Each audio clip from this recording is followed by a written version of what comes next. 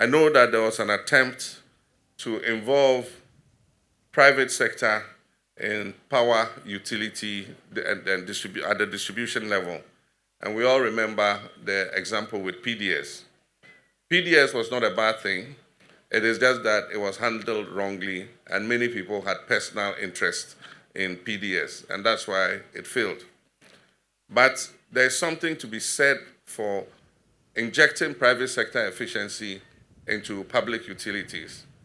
And I gave an example before. Enclave Power buys bulk electricity from the power utilities and distributes it within the free zones enclave and has a 99% collection rate of bills. And the lights are always on in the industrial enclave. And so the industries there have a high ratio of power, and they don't see blackouts the way other places do.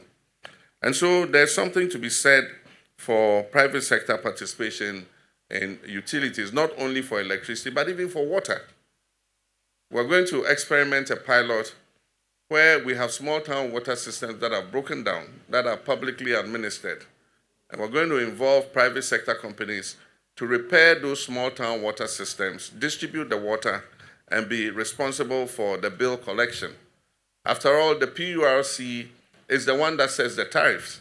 And so these companies are not going to be able to set tariffs that are above what our people can afford to pay.